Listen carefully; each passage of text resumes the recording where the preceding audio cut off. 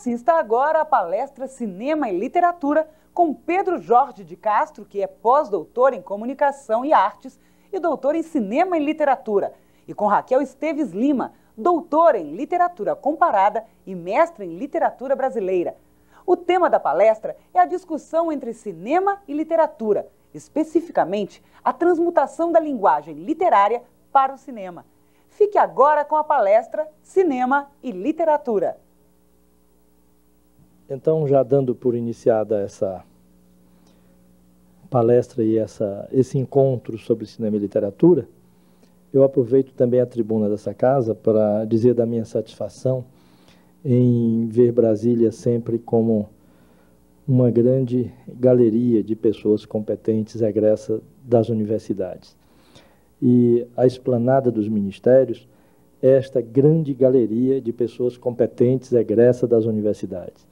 E essa casa aqui, que é o Congresso Nacional, Câmara dos Deputados e Senado Federal, na verdade, é a maior densidade de pessoas competentes egressas das universidades, que são os assessores parlamentares, sem os quais os senhores deputados e senadores talvez não cumprissem o papel tão importante que cumprem com tamanha lucidez e pertinência. Deve-se isso, em parte, à competência dos assessores parlamentares, que são egressos das universidades, o que faz aumentar o dever de compromisso do poder público para com as universidades, para com o ensino no Brasil. Mas o nosso tema, na verdade, é cinema e literatura. Estabelecer relações entre cinema e literatura não é difícil, dado que ambos são processos que caminham de início pelo mesmo trajeto. Aí está presente a intuição, a criatividade e o desejo de circundar uma história, um assunto ou uma vivência dramática a ser vivida pelas letras ou a ser vivida pelas imagens. Quando se fala na relação entre cinema e literatura, muitas vezes se fala em adaptação. Nós costumamos falar muito mais precisamente em transmutação, quer dizer, há nesta relação uma literatura que deixa de ser literatura e o cinema que passa, na verdade, a ser cinema. Essa transmutação há um abandono do estado literário da literatura quando vai ser cinema. Essa relação no cinema, ela é muito mais complicada porque o texto literário que está na base do cinema, assim como é o roteiro, por exemplo, o roteiro não é cinema, o roteiro é uma literatura. A sinopse não é cinema, a sinopse é uma literatura, com a promessa de vir a ser cinema, mas pode não vir a ser e permanece literatura. No entanto, entre a literatura, digamos, entre o livro e a tela, existe um outro elemento que é fundamental, que lida mais precisamente com o cinema, que é o diretor. Já deixando um pouco atrás o roteirista. O roteirista é aquele que, de fato, lendo o livro, incorpora o livro, entende o livro em sua mecânica, em seu clima e nas relações entre as personagens, no seu aspecto estético e dramático. Isso posto no roteiro, cabe à grande alquimia do diretor a transformar, de fato, esse roteiro em cinema. Então, há esse terceiro elemento aí entre o escritor, o autor da literatura, entre o roteirista, que é uma outra forma de literato, e o diretor, até chegar à tela. Então, são dois passos fundamentais nessa transmutação, né?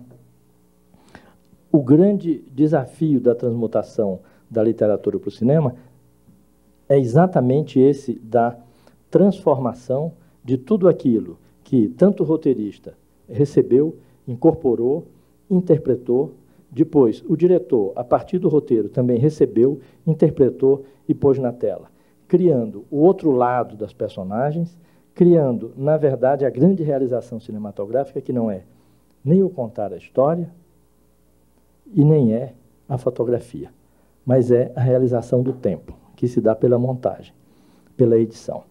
Tanto a literatura como o cinema manipulam códigos e sistemas complexos, principalmente o cinema, que conjuga em sua realização muitas outras artes. A música, que lhes dá o ritmo por excelência, a mímica, o teatro, e emprestado de uma arte um pouquinho anterior a ela, a própria fotografia, dando-lhe o movimento.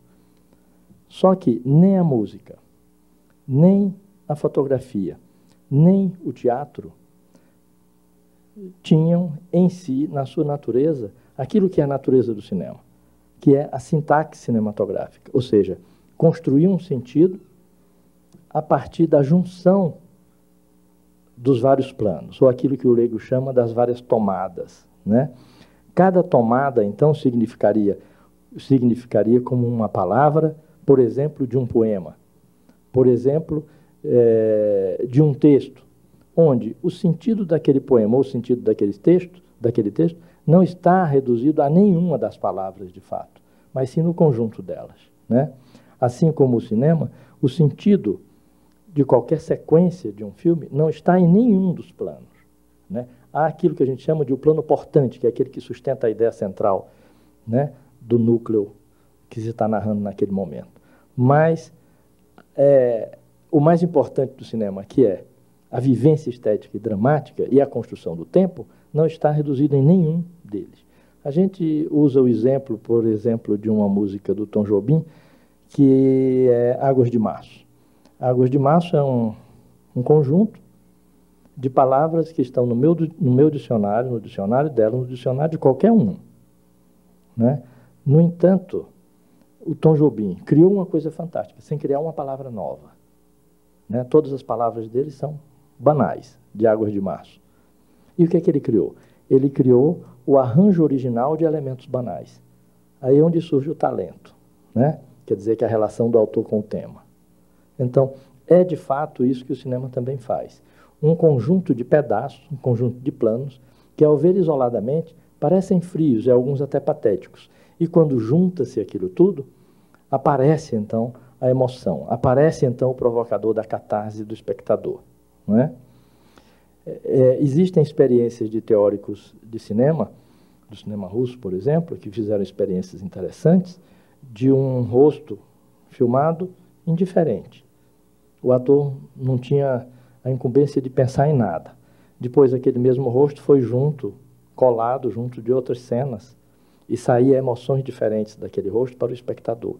Como, por exemplo, o mesmo rosto que olhava para um prato de sopa, o mesmo rosto que olhava para um grupo de crianças brincando, e depois o mesmo rosto que olhava para um funeral. E apresentado a plateias diferentes, as pessoas achavam que o ator tinha uma capacidade de externar ternura naquele que vinha seguido do plano das crianças, consternação diante do funeral, e que tinha a capacidade de externar apetite diante do prato de sopa quente. Então, na verdade, é a sintaxe que surge aí. Mas a filosofia também já cuidou disso, né? Quando Kierkegaard, no Tratado do Desespero, diz que a relação de dois termos jamais permanecerá dois. Há o terceiro, que é a própria relação, né? E isso no cinema é a chave do cinema, né?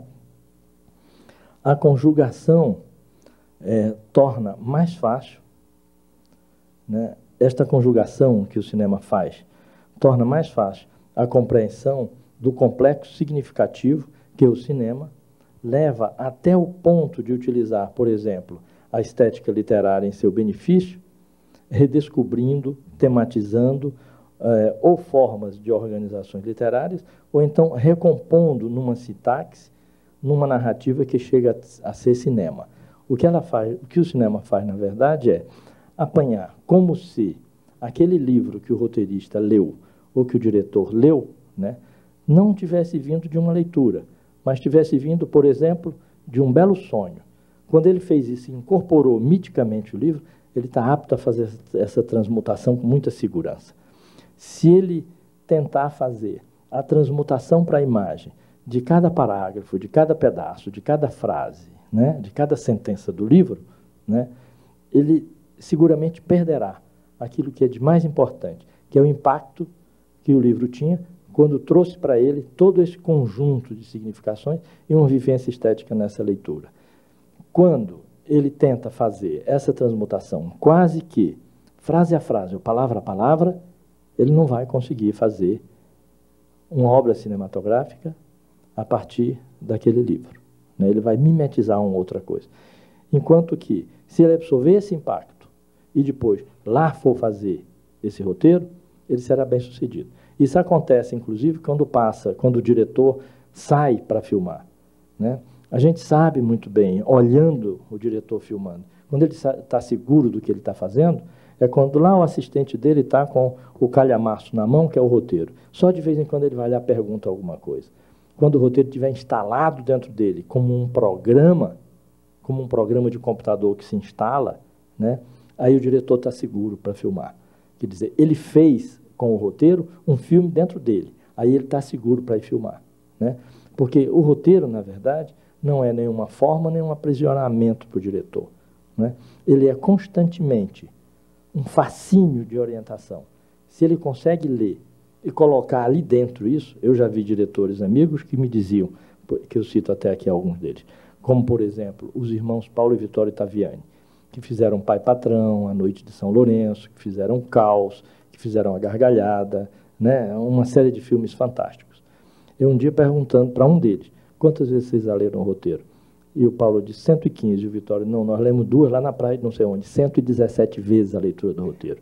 Eles dizem que o roteiro, nessa quantidade de leitura, né, toma uma forma e uma consistência tal que ele é capaz de representar uma coisa que é muito melhor do que o roteiro que está ali. Quer dizer, ele entra, na verdade, como o fator de relação entre as ideias que foram postas no papel e aquilo que vai aparecer na tela. Do ponto de vista dessa transmutação do texto literário para o roteiro, por exemplo, muitas vezes, quando se lê o livro que se decide fazer o roteiro, a gente passa a começar o livro, muitas vezes, com muita frequência, quer dizer, a começar o roteiro, não sempre pelo mesmo modo com que o livro começa. Às vezes você altera a estrutura do livro, né? E o mais perigoso nessa alteração é tirar o livro da sua coordenada cartesiana. Por exemplo, uma história que se passa no interior do Ceará em 1927. Se eu disser isso, na cabeça de qualquer brasileiro mediano, vai aparecer um tipo físico, vai aparecer uma paisagem, vai aparecer uma série de coisas. Se eu tirar daí a data e disser, no interior do Ceará, em 2003, por exemplo, mudou completamente, eu mudei uma das coordenadas, né? E se eu disser, não é mais no interior do Ceará, mas é em 1927, só que é numa pequena cidadezinha da Espanha, também mudou a coordenada, né? Em termos jornalísticos, seria, alguém foi assaltado em plena W3 em Brasília, e as pessoas diriam, bom, mas é um absurdo ali na cidade, na W3, e alguém completa a informação, às 3 horas da manhã. Alguém será capaz de dizer, bom, também que ela estava fazendo na W3 às 3 horas da manhã, né? Mudou uma das coordenadas, né? Então, quando se vai começar qualquer relato de roteiro ou qualquer adaptação, se o livro dá explicitamente que se passa em tal lugar, em tal época, é bom se ater ali. Se ele não dá, na leitura vai fazer surgir em você. E aí, então, o que tem que fazer é se agarrar àquilo. O outro passo é ver aquilo que é verbal, passando para o roteiro, com destino à tela, vai ser tratado de uma outra maneira, talvez pelo não verbal, né? Quer dizer, algumas partes do livro que são muito explicitadas ou tem muito diálogo, né? Muitos desses diálogos, às vezes, no roteiro se escreve todo. Quando você vê os atores de pé, na situação, dentro da cena, você sabe logo que uma série de pontos do diálogo caiu. Aquilo não é necessário. Quer dizer, e o não verbal talvez seja mais cinema do que o verbal. É por isso que a gente diz que os filmes melhores que a gente assistiu, que lembra e que levou para casa, são aqueles que a gente tem dificuldade de contar. Ou que contando, eles se reduzem a nada, não é? Contando, quando você vai contar certos filmes que lhe emocionaram tanto, eles se reduzem a nada. Então, eles são incontáveis. É porque eles são, na verdade, né, de uma natureza que estabelece uma relação vivencial, catártica, estética, dramática, tal, com o espectador, que não há o que contar, né? São filmes simples, às vezes, e que lhe emocionam muito, né? Mas é a partir dessa ideia de guardar a emoção do contável e do não contável, que o Abraham Moles, o grande teórico da comunicação, dizia que nós temos no nosso aparelho sensitivo duas boas telinhas, né? Uma tela como uma antena que a gente recebe aquelas informações ou vê através delas algo que é traumático, talvez, violento, por exemplo, numa tela. E noutra tela é o que é bonito, poético e interessante. Se você ativa mais essa tela da violência aqui, você vai ficar neurótico. Se você ativa mais essa tela aqui, que é a tela da memória das boas coisas, então ela aqui. Então, há filmes que estão nessa tela aqui. Não é a dramaturgia aquilo. Aquilo é susto, né? E o outro é o da dramaturgia, é o da poesia. Aí a gente sabe muito bem que é uma cinematografia a qual estamos expostos em 97% da nossa tela, e é uma incúria do governo federal entregar à população, à sociedade brasileira, a ver o mundo através do olho de uma outra única nação, porque são 97% da tela brasileira ocupada por filme americano. Então é incúria isso, né? Eu acho que os cidadãos deviam até dizer ao governo: você pode ser processado por incúria, né? Está entregando a sociedade inteira a ver o mundo através do olho de uma outra única nação. Isso não pode. E o pior é que é a dramaturgia do susto, não é a dramaturgia da poesia, da poética, né? A professora Raquel é muito mais sistemática, saberá falar talvez muito mais ordenadamente sobre essa questão da literatura, e eu entro depois com outras questões do cinema. Eu tenho dois trechos de filme, em que o livro está aqui, eu depois vou ler um pequeno pedaço, como é que aquilo foi parar, com o mesmo sentido na tela, né, embora numa ordem inversa, para poder dizer melhor dramaticamente, esteticamente. E um outro é um filme que é sobre uma biografia. Alguém escreveu a biografia do tio e nós fomos fazer. A biografia do tio terminava apenas o biógrafo lá dizendo: e a afilhada entrou no quarto da madrinha e quase que acaba com a vida da madrinha. Por pouco ela não morreu. Só que no filme eu matei a madrinha, né? Não tinha nenhum problema. Era meu filme, eu matei. Então o filme inteirinho, né, foi ali. Eu apenas arrumei a mira da moça que atirou na madrinha e pão, acabou. Ela queria era matar mesmo, né? Então eu cumpri a vontade dela. Então no fim a gente vê 2 pedacinhos de filme aí, tá? Professora Raquel, eu escrevi aqui, mas acabei me perdendo da fala.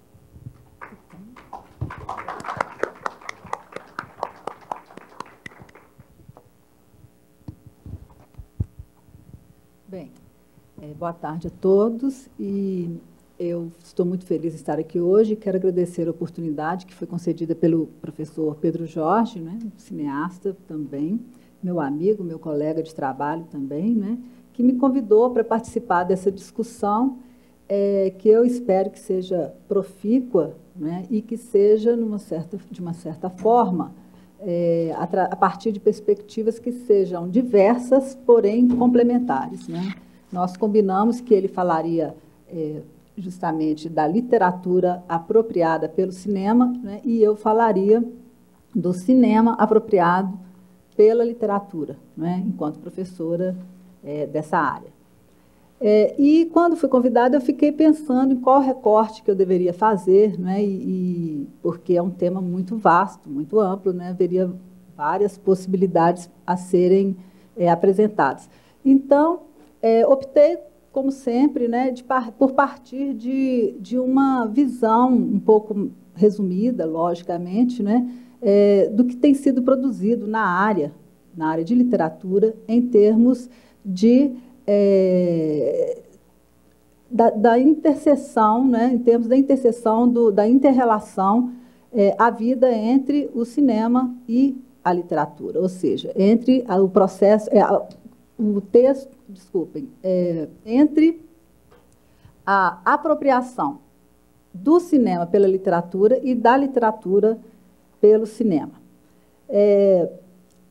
nessa minha retomada, né, na perspectiva crítica, eu também acabei retornando à minha dissertação de mestrado, em que eu analiso, né, eu analisei há muito tempo, né, agora retomo já numa perspectiva diferente, evidentemente, eu retomo a análise do livro, do romance Sempre Viva, de Antônio Calado, né, que é um romance que se estrutura a partir também de uma narrativa cinematográfica, né, bastante famosa, para compará-los com duas narrativas dessa nossa filmografia mais recente, né, duas narrativas que também beberam, né, no cinema novo, no novo romance, e que, na verdade, acabam sendo transformadas na atualidade.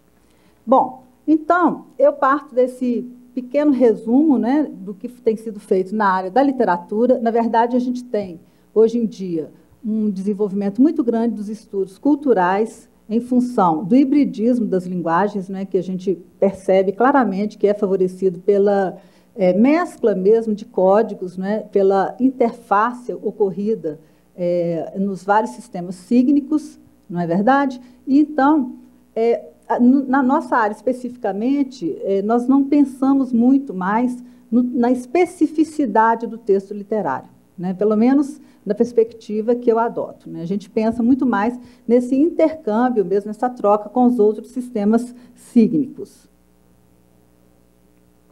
Bom,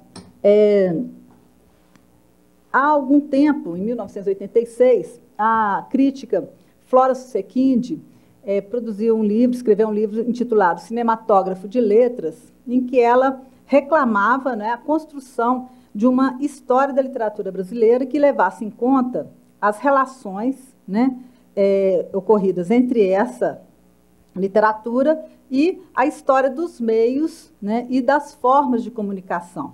Né? Nesse livro Cinematógrafo, a Flora Susequinde começa já a responder a essa demanda, apresentando também assim, um levantamento de várias formas técnicas, vários meios de comunicação, né, que entram no Brasil assim, de uma forma muito mais intensa a partir do final do século XIX, né, e vai mostrar como que se dá essa apropriação da técnica também no universo literário. Esse esforço que a gente pode considerar como pioneiro, né, na verdade, depois teria novos desdobramentos, né, e que eu procurarei situar aqui também de uma forma concisa, né. Bom, então, partindo desse final do século XIX, a Flora Susequinde percebe que, logo que o cinematógrafo chega ao país, né, ele já começa a repercutir na produção escrita também, e ela vai citar especificamente o caso do João do Rio, né, que produz crônicas, e o João do Rio vai ter uma expressão muito interessante, que ele vai dizer que cada pessoa tem um cinematógrafo no crânio, né? Então, na verdade, cada pessoa já produz as imagens também mentalmente, né? E ele, num certo sentido, vai mimetizar a produção do cinematógrafo, né, nas crônicas que ele escrevia para os jornais. E as características que são assim, lançadas, né, que são devidamente catalogadas pela Flora Susequinde, em relação à crônica do João do Rio, seria um caráter extremamente fragmentário, né, e prosaico dessas representações, né, que seriam levadas a público através do cinematógrafo.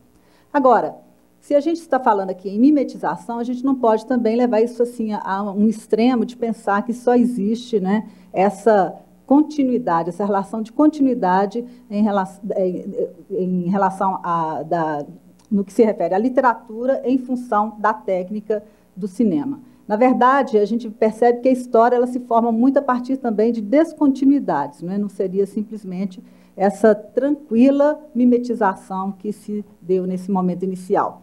Tanto é que a autora elenca como algumas produções literárias que seriam assim, consideradas reação, né, a esse investimento na imagem, né, um certo retorno a uma literatura de cunho mais memorialista que se dá logo depois, né, dessa entrada do cinematógrafo, né, no Rio de Janeiro.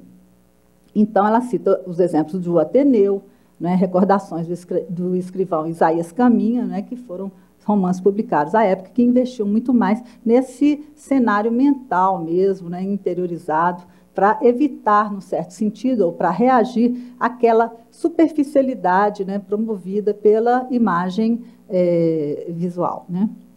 Bom, ela também vai dizer que a apropriação crítica, né, mais propriamente, das técnicas do cinema pela literatura se daria mesmo a partir dos anos 20, né, com as vanguardas modernistas. E o exemplo maior, acho que todos conhecem, é justamente o escritor Oswald de Andrade, né, que vai produzir narrativas paródicas e também aqueles poemas minuto, né, e em que ele vai promover o corte preciso, né, e também a montagem, que seriam os procedimentos típicos mesmo, né, da narrativa cinematográfica.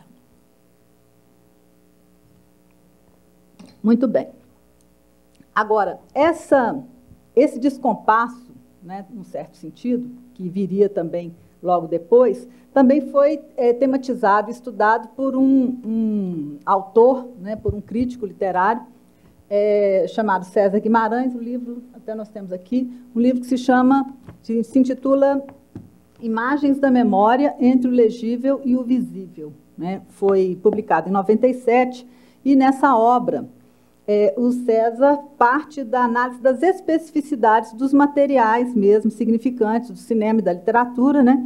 Procurando demarcar as modificações estruturais ocorridas nos dois campos narrativos, né? Então, na verdade, ele vai tentar verificar a diferença mesmo, né? E também o processo com que se dá a representação das imagens da memória, né, propriamente, para poder perceber, né, os pontos de confluência e de diferenciação entre um discurso e o outro. Bom, então, o que ele vai dizer de início é que, num primeiro momento, o cinema toma emprestado o modelo narrativo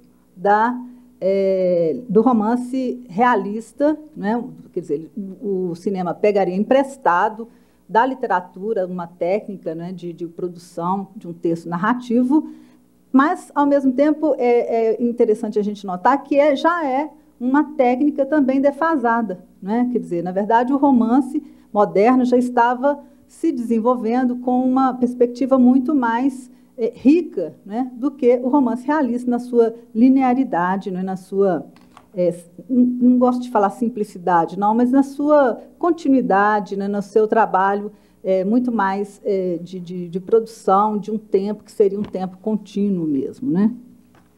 Bom, então, num segundo momento, né, a gente pode dizer, né, que há uma naturalização, né, dessas imagens cinematográficas, né, de uma forma muito mais acentuada, principalmente, né, a partir das técnicas que são desenvolvidas por Griffith, né, que se empenhava em gestar os procedimentos técnicos que promoveriam uma certa naturalização da imagem cinematográfica, ou uma técnica um pouco mais ilusionística mesmo, né, que a gente, no final, teria como resultado um cinema tipo Hollywood, né? Quer dizer, na verdade, há todo um processo de corte e montagem que vai cada vez aproximar mais o cinema da própria realidade, né? E, por sua vez, a literatura iria, né, prezar o fluxo interior, né? Quer dizer, o discurso interior, quer dizer, todo um pensamento mais voltado para um fluxo narrativo muito mais descontínuo, sem linearidade, né, do que estava se produzindo na época no cinema. Então, há aqui um outro descompasso, né, entre as duas formas de produção cígnica. Bom, então, num terceiro momento, a gente poderia dizer que há essa reversão também desse processo de naturalização das imagens, né, que se daria a partir do processo de construção da montagem dialética que foi levada a cabo por Eisenstein, né, que traduziria para a linguagem do cinema os procedimentos narrativos que, na área da literatura, já estavam operando um certo descentramento do sujeito, né, o sujeito já não se percebendo mais como um ser íntegro, não é um ser completamente assim, orgânico, não é? Mas, na verdade, ele se percebe como um ser fragmentário, um ser cindido, não é? Que não consegue mais se perceber ou se refletir no discurso por ele construído. Né? E, então, o Eisenstein vai promover esse descentramento também, né, de uma certa forma, no cinema, e a descontinuidade temporal e o investimento nos aspectos propriamente sensoriais dos materiais que constituem a fatura do cinema, né, que constituem a linguagem do cinema. Bom, nesse momento a gente pode dizer que a gente conseguiria, né, eu acredito que a gente pode dizer, acho que o cineasta talvez tenha até condição de nos explicar um pouco mais sobre isso, né? Mas nós todos também, enquanto receptores, eu acho que podemos também perceber que nós temos uma certa... às vezes não temos dificuldade de escrever isso, mas a gente consegue perceber que sente, né, uma certa estesia, né, ao ser tocado por um filme. Né? Então, nesse momento em que o Eisenstein promove justamente esse processo de desnaturalização, procurando chocar o receptor, né, e não mais assim, mostrar uma realidade tal qual ela talvez a gente possa falar que ocorre aquilo que o Walter Benjamin, que é o teórico e um filósofo que se preocupou muito com os meios de comunicação, né, chama de recepção tátil. Né? Quer dizer, ele diz que o cinema ele promove uma recepção tátil, né, ao contrário, né, de algumas outras formas de arte. E que no cinema, né, não haveria aquela passividade da contemplação, por exemplo, que há no caso de uma leitura. Né? Na verdade, o receptor da mensagem cinematográfica, ele se coloca numa posição de receber, para receber os choques, né, que são apresentados, né, na medida em que ele vai justamente perceber que o tempo que ele considera como natural não é visto da mesma forma pelo diretor e não é apresentado para ele da mesma forma. Né? Bom, essa montagem, né, por contradição, assim como também as propostas do neorrealismo italiano, a novela vague francesa e, pioneiramente, a obra-prima de Orson Welles, O Cidadão Kane, ao enfatizarem essa disjunção espaço-temporal, né, na verdade, há uma compressão, digamos assim, né, e, ao mesmo tempo, um distanciamento, né, promoveriam a restetização do público e, consequentemente, a politização da arte, né, que é o que o Benjamin vai o tempo todo solicitar da arte. Né? Ao invés de uma estetização da política, ele quer a politização dessa produção cultural.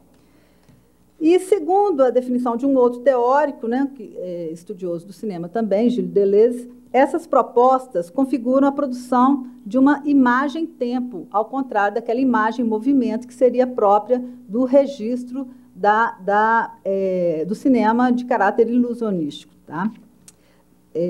Vamos ver aqui. Então, essa imagem-tempo, ela se caracterizaria pelo quê? Pelo fato de que não se investe mais na representação do movimento, né, mas sim na representação ou na apresentação, né, na medida em que se torna presente e não mais como uma reprodução, né, do tempo, que é o que, na verdade, você estava falando aqui também, né, quer dizer, é o que caracteriza mesmo, né, o cinema, esse aqui agora, né, esse tempo que em movimento, né, que é impossível de ser percebido da mesma forma através da literatura. No que se refere à literatura, né, alguns procedimentos próprios da estrutura significante já haviam sido desenvolvidos para dar conta dessa espacialização temporal, sendo que o principal desses procedimentos pode ser considerado o investimento na exposição da impossibilidade da representação. Então, há um processo de descolamento, uma dificuldade da literatura em representar, em se colar ao referente mesmo, em se refletir refletir o referente na linguagem, né? E essa literatura vai se tornar cada vez mais metalinguística, né? Vai cada vez mais falar justamente da ausência, né, da possibilidade de representação. E assim, a gente chegaria a um ponto, né, em que a literatura, né, ela se veria imersa também em uma série de produções cígnicas, né, que iriam competir com ela num certo sentido, e hoje em dia a gente estaria vivendo essa era, que seria a era do simulacro, né, da imagem, da proliferação infinita das imagens, né, e, na verdade, a literatura, então, ela evitaria concorrer com essa produção, né, na verdade, e ao invés de produzir um a mais de imagem, ela preferiria produzir um a menos, né, então seria uma produção muito diferenciada em relação ao cinema, né? Quer dizer, na verdade, num universo que já está assim, com todas as suas imagens, ou com uma grande quantidade de imagens clichêrizadas, a literatura promoveria, então, um retorno mesmo, né, ao pré-imagístico, digamos assim, né? Embora utilizasse algumas das técnicas do cinema também, né? Mas utiliza de uma forma que acaba colocando em causa, né, até o próprio estatuto da imagem. Nos anos 80, a Flora Susequinde, de novo, vai escrever um texto que eu acho muito interessante, né, que se chama Ficção 80, Dobradiças e Vitrines, em que ela continua esse mapeamento, né, da literatura que é produzida no Brasil dos anos 60 para cá, que ela já havia iniciado antes, e também esse processo que já tinha sido começado na literatura pré-modernista, né, de uma maneira um pouco mais detida, mas temos também alguns artigos em que ela sempre procura acompanhar, né, a produção literária do Brasil. E aí ela vai dizer que nos anos 80, na verdade, a literatura que se produzia no Brasil se caracterizaria por uma certa continuidade em relação aos modelos que predominaram nas décadas de 60 e 70, quais sejam os do romance realista, o romance de reportagem, né, documental, de caráter mais documental, e que daria origem também, posteriormente, à narrativa, né, de romances policiais, né, narrativas que depois se transformariam justamente em romances mesmo, né, policial propriamente dito, atendendo às exigências do mercado, quer dizer, deixa de ser um romance-reportagem policial para ser o romance policial propriamente dito, né, e também a passagem do memorialismo dos anos 60, que deu origem a Pedro Nava, por exemplo, que é o grande nome, o próprio Drummond, com Boitempo na época. Esse memorialismo passaria para estou sentindo aqui que o tempo está curto, né? Aí eu começo a falar e esqueço.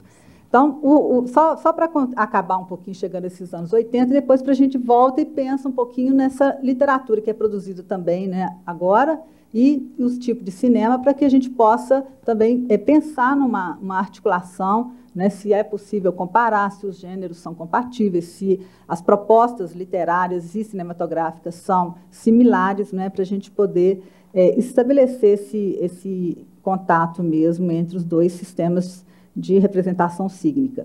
Bom, só para completar, então, a Flora vai justamente dizer, e eu acho que ela tem toda a razão, né, que, na verdade, você teria, então, essa tendência nos anos 70, nos anos 80, na verdade, de continuismo no que se refere a algumas obras que vão instituir algumas épicas, né, que vão construir algumas narrativas épicas de fundação, como Viva o Povo Brasileiro, do João Ubaldo, né, e também alguns romances do Jorge Amado, e o romance policial, que o Rubem Fonseca vai produzir, né, propriamente.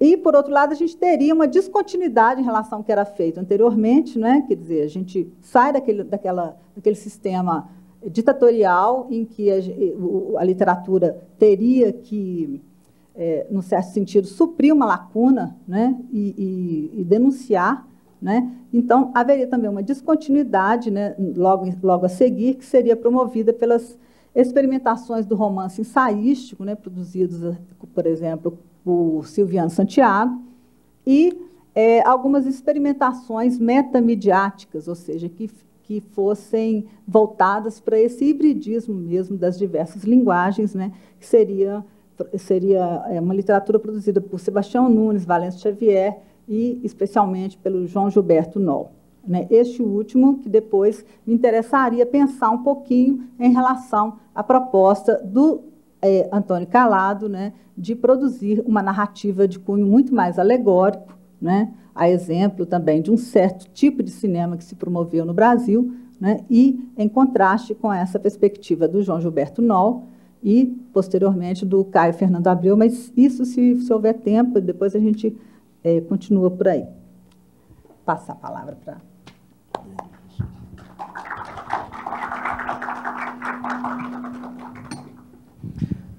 Nós falamos aqui da transmutação do texto.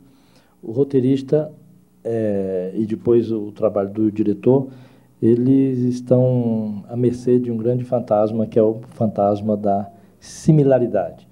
Quando o escritor diz um grupo de pessoas, ele pede a sua colaboração para que você faça esse grupo de pessoas. Quando o roteirista coloca no roteiro um grupo de pessoas, ele dá alguma outra mais indicação, uma indicação a mais, para que o diretor construa um grupo de pessoas.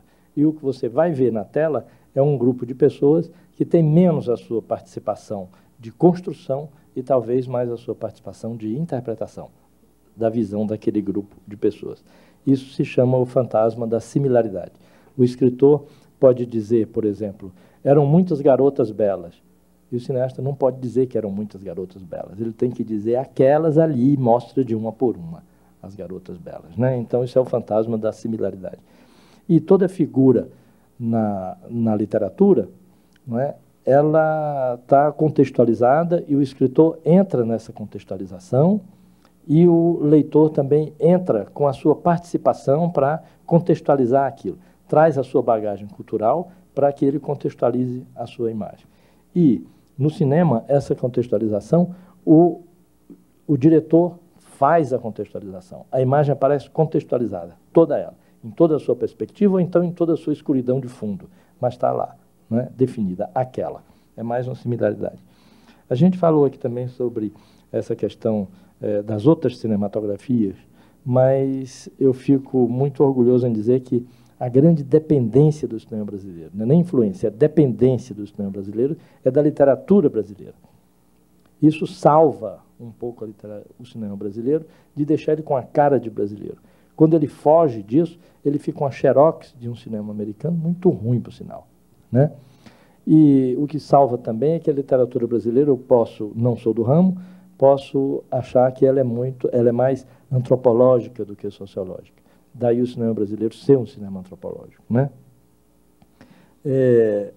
Eu queria aqui só ler um pequeno trechinho de um livro que virou filme, né? E aqui são 3 ou 4 linhas. E que sequência tem que ganha um certo peso, inclusive estético e tal, tudo mais, né? Está dizendo aqui, em meio toda aquela região de seca, com muitas pessoas trabalhando no corte da pedreira, a moça bonita lá na casa do pai esperava sempre que o moço encarregado da pedreira por lá passasse e ao menos lhe pedisse água. Vamos ver como é que está na tela? Dá para soltar esse primeiro aí? E nós vamos afastar aqui um pouquinho.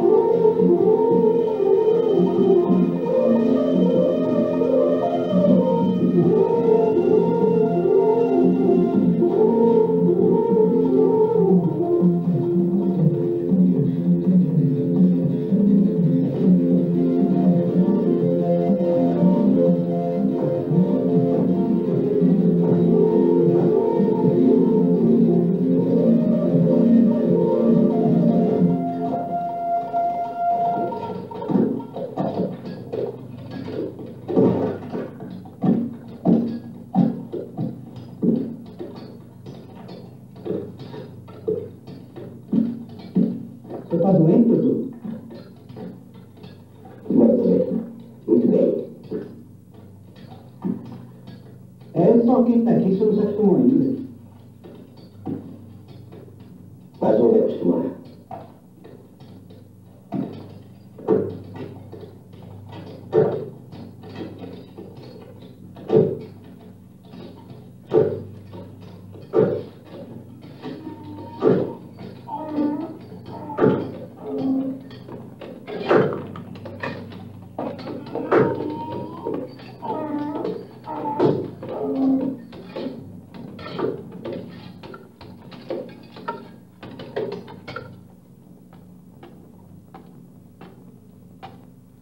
Dia, seu Luiz.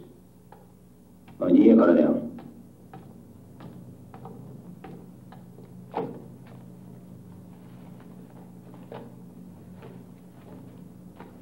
O senhor fez muito hoje, mas está mal feito, coronel. O trabalho foi bem feito. A palha que não está prestando. Falei para o senhor. A lua não estava boa para cortar palha, mas o senhor mandou. Mas pode deixar que eu devo lá tirar uma palha para o senhor ver.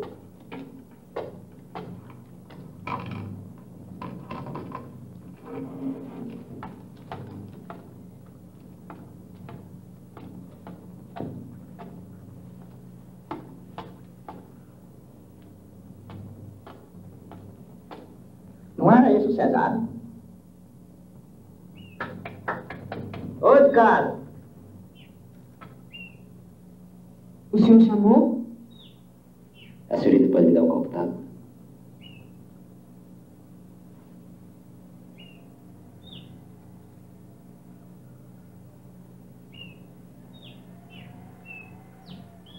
Posso, sim, senhor.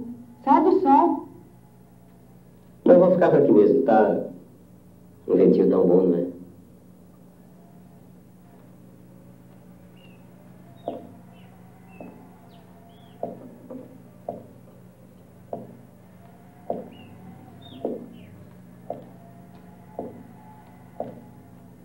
Aqui é a água. Ah, sim, muito obrigado.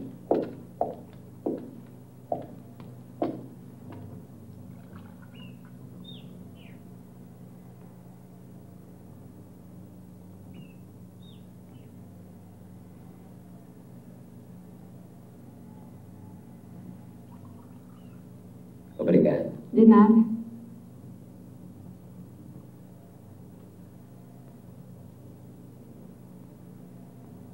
Você mora sozinho? Moro no senhor. Moro com o pai. Ele foi na cidade, mas já está chegando. Tira o cavalo do sol. Precisa não. Vou embora, tenho que trabalhar. Amanhã eu passo aqui para te ver. Posso? Posso? Amanhã pode estar aqui. Mas quero conhecer seu pai. Agora eu tenho que ir, que eu tenho que acabar de bater a palha. Não vai não? Fica mais um pouquinho. Não posso não, senhor. O pai está chegando.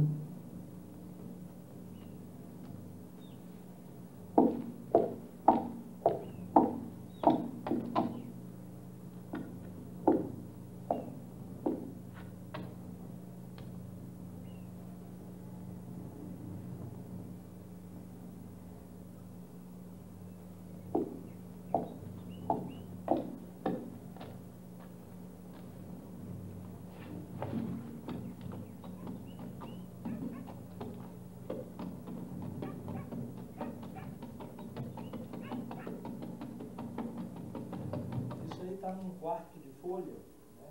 Porque evidentemente tem toda a contextualização da seca, né? O pai faz chapéu de palha para sobreviver e ela espera o galanteio, né? E ele fala, daí espera o galanteio, e que o galanteio de fato é isso de ficar com o copo na mão, que ele não, o escritor não põe, mas a gente põe. Quer dizer, é um galanteio tímido, né? Ou seja, o que se coloca aonde o escritor não colocou, de vivência e vida e ações das personagens, tem que ser feito da mesma matéria que ele faria se o tivesse feito. Entende? Isso é a contextualização, de fato, né? Tem um outro aí que não é de quer dizer, não é de literatura, mas terminou sendo, porque é uma personagem que foi biografada pela sua família, né? e que é esse que no final a moça dá o tiro e não acerta, mas no meu acertou, né? No filme acertou. Acabou. Então vamos ver esse pedacinho só.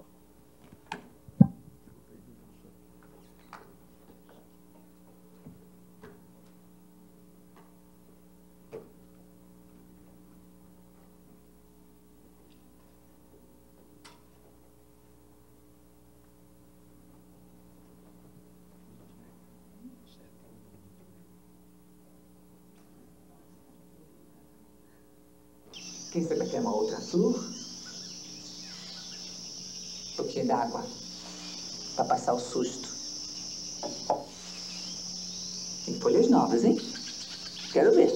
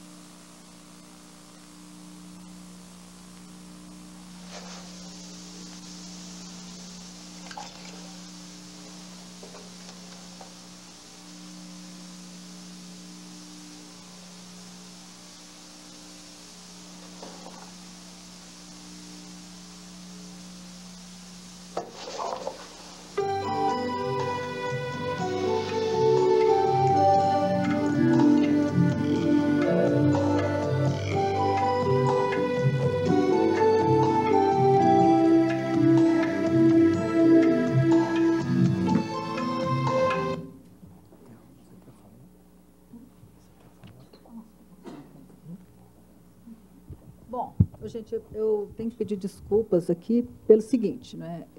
A minha tradição é muito mais literária do que propriamente de TV, etc. Então, eu tinha preparado um texto e fiquei assim apavorada, né, de ter que ficar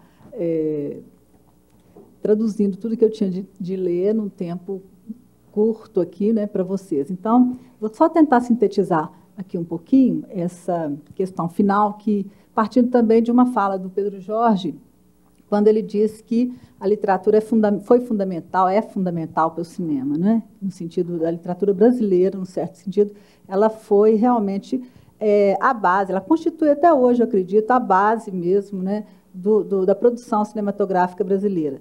E, num certo sentido, a literatura está se distanciando dos caminhos que eu acredito que o cinema está ainda trilhando no momento. É uma hipótese em que eu venho pensando, né, que tem a ver com um certo distanciamento dessa necessidade de narrar a nação brasileira, né? Eu acho que a literatura ela está fugindo dessa tarefa, né, e por vários motivos, né, a gente tem que também compreender e até, num certo sentido, achar que isso é saudável também, que a literatura não tem que ser basicamente alegórica, não é? Mas, por outro lado, eu particularmente, né, eu acho que não é à toa que eu escolhi no mestrado analisar a obra do Antônio Calado, né, eu particularmente me ressinto, né, de uma certa ânsia ainda de totalidade, uma certa ânsia de interpretar o país, né? Aquilo que o Antônio Calado tentava fazer nos anos 80, por exemplo, nos anos 70, final dos anos 60, né? De promover assim, uma leitura dos fatos históricos, né? Eu vejo que hoje, na literatura que se vem produzindo, né, mais recentemente, de um caráter talvez pós-moderno, né, pós-utópico, né, a gente esteja perdendo, né, essa possibilidade.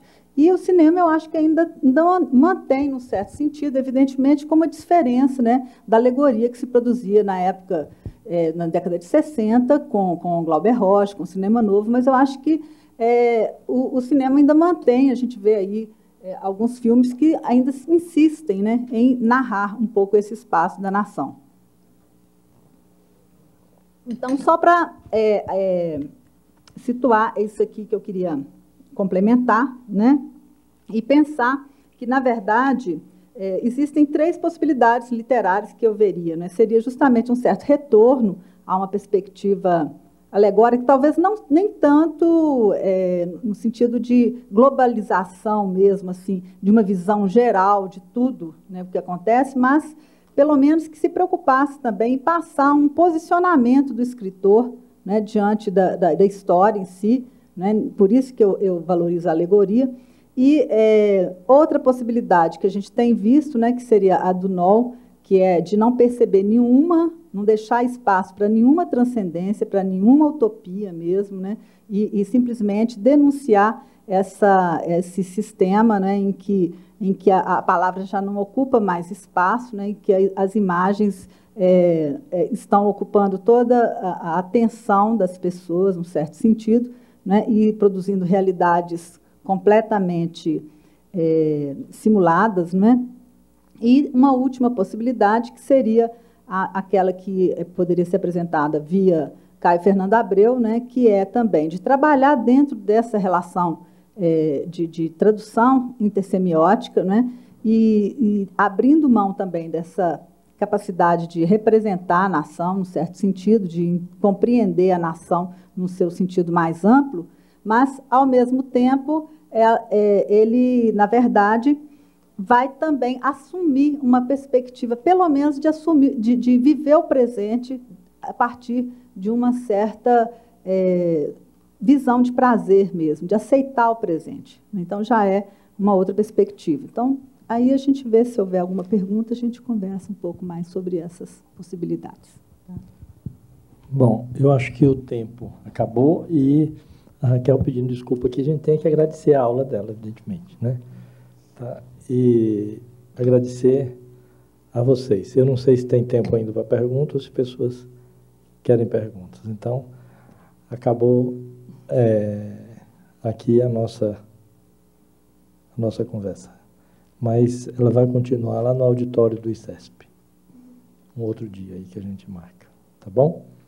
Bom, muito obrigado, então, a vocês.